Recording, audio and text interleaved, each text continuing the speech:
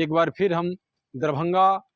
गौशाला सोसाइटी के प्रांगण में हैं, जहां से लगातार हम दिखाते आ रहे हैं आपको। सिटीजन आवाज़ पे लगातार खबर भी चलती है और लगातार हम इस मुहिम को जो हमारी टीम है, ये पूरी मुहिम जो गौशाला की जो एक लचर व्यवस्था था, उस व्यवस्था को कैसे भी बेहतर व्यवस्था बने, कैसे सुदृढ़ व्यवस्था बने, उसको लेकर लगातार जो है एक मुहिम हम लोग चला रहे हैं। और जैसा कि आपको पता है जी कि इससे पहले भी हम लोगों ने एक खबर चलाया था, जिसमें यहाँ के चूँकि जो गौशाला सोसाइटी के जो पदेन अध्यक्ष हैं वो यहाँ के एसडीओ होते हैं। तो हमने सदर एसडीओ के साथ एक खबर बनाया था, जिसपे उन्होंने गौशाला की जो काया है उसको कायाकल्प करने को लेकर, बेहतरी को लेकर जो है उन्होंने कई सारे जो है कमिटमेंट किया था और साथ में उसके तरफ जो है वो आगे भी बढ़े थे। ये देख सकते हैं जी कि जो स्थिति है वो लचर स्थिति है, अभी भी बरकरार है, लेकिन प्रयास किया जा रहा है। जैसा कि हम लोग की क्योंकि अभी चुनाव का समय है, तो चुनाव से पहले एसडीओ साहब से हमारी बात हुई थी, तो उन्होंने कहा था जी कि गौशाला के जो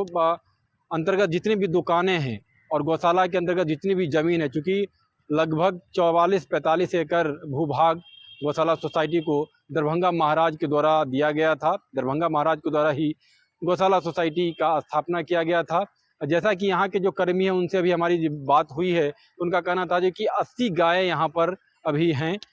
जिससे लगभग 50 से 60 लीटर जो है दूध जो है सुबह शाम मिला के होता है, जिससे राशि जो है जिसको बेच के जो है और गौशाला का जो खाना पीना और बाकी जो स्टाफ है, और जैसा कि दुकान जो है 4400 दुकानों से भी जो रेवेन्यू आता है, और कुछ जो गाय भक्त हैं, गौ भक्त हैं, उनके द्वारा भी जो है वो कुछ राशि जो है वो दिया जाता है, जिसके द्वारा जो स्टाफ है और गाय है उसको उससे पूरी तरीके से भरण पोषण हो रहा है। लेकिन पूरी तरीके से पूर्व में हमारे यहाँ के जो प्रबंधक हैं गौशाला सोसाइटी के, उस प्रबंधक उनसे हमारी जब बात हुई थी तो उन्होंने कहा था कि जो रेवेन्यू है उसमें लगभग 40-50 हज़ार का जो है वो शॉर्टेज हो जाता है महीने का, जो खर्चा है और जो आमदनी है। तो मोटा मोटी जो स्थिति है, अभी जो आमदनी है लगभग 70 हज़ार के आसपास जो दुकानें हैं उससे होती है। लेकिन स्थिति समझिए, जो दुकानें हैं वो प्राइम लोकेशन पर है और एसडीओ के द्वारा जितनी भी दुकानें हैं उसका सारे दुकानों का उनके द्वारा जो है वो रेंट फिक्सेशन को लेकर, रेंट बढ़ोतरी को लेकर जो है उन्होंने यहाँ के सदर अंचल को लिखकर और सबका नापी भी करवाया गया है। एक बहुत बड़ा शुभ संकेत है, क्योंकि जो रेवेन्यू है, अगर रेवेन्यू गौशाला को आता है तो फिर यहाँ जो गाय है उसका सही से भरण पोषण हो पाएगा, उनको जो है पौष्टिक आहार मिल पाएगा। आप समझ लीजिए 44 एकड़ जमीन, वो भी दरभंगा के प्राइम लोकेशन पे, दरभंगा मिर्जापुर से लेके दिघी से लेके गंगवारा से लेके कई ऐसे लोकेशन है जहाँ पे लाखों नहीं करोड़ों रुपए का जमीन है। उसके बावजूद भी वर्षों से, लगभग आप समझ लीजिए जो कि लगभग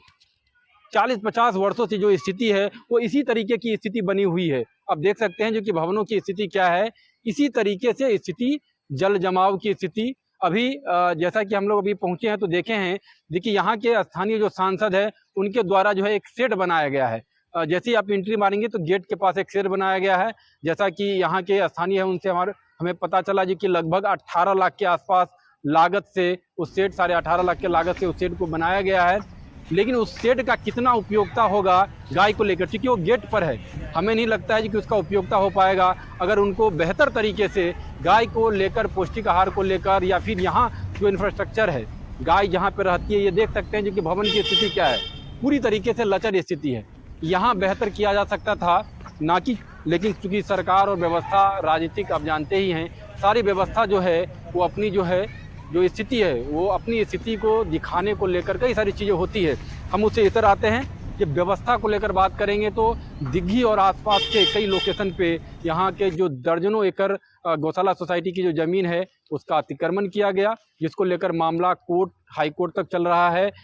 विकास चंद्र उर्फ गुड्डू बाबा के द्वारा जो है वो पटना हाई कोर्ट में पूरे मामले को लेकर जो है सुनवाई हो रही है। कई लोगों को नोटिस भी आया है। दरभंगा गौशाला सोसाइटी की तरफ से एक किताब पहले निकलता था, क्योंकि अभी तो आर्थिक स्थिति अच्छी नहीं है इसलिए बुक किताब निकलती नहीं है। पहले गौशाला पंचांग करके एक किताब निकलता था, जिसमें लगभग 134-40 आदमी का, लगभग 134-35 लोगों का नाम के साथ कितना रकबा अतिक्रमित है। उस समय 2008 में एक नापी हुई थी, जिसमें तत्कालीन जो है एसडीओ और सीओ के द्वारा जो है नापी करके जो प्रतिवेदन है, उस प्रतिवेदन के अनुसार जो लोग अतिक्रमित किए हुए थे, जो लोग उसको अपने हथिया के उस पे भवन बनाए हुए हैं, उस सारे लोगों का व्याख्या जो है उस किताब में है, जो गौशाला सोसाइटी की तरफ से प्रकाशित होता था यहाँ से। लेकिन अभी जो स्थिति है, उस स्थिति को लेकर हम लोगों की भी बात हो रही है एसडीओ साहब से लगातार निरंतर। वो पूरी तरीके से प्रयास है, चूंकि चुनाव का समय है, तो अभी चुनाव के बाद इस पूरे मामले को लेकर, जैसा कि उनसे हमारी चुनाव से पहले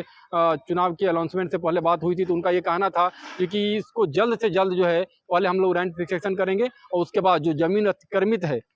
गौशाला के बेहतरीन के लिए जो काम किया जा सकता है, क्योंकि गौशाला के पास ही करोड़ों रुपया का प्रॉपर्टी है, एसेट्स है, अगर उसको ही सही ढंग से मैनेजमेंट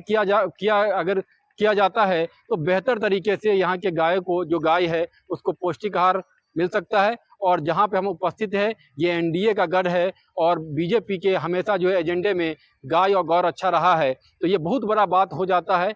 इस क्षेत्र को लेकर, दरभंगा को लेकर और गौशाला सोसाइटी को लेकर। धन्यवाद।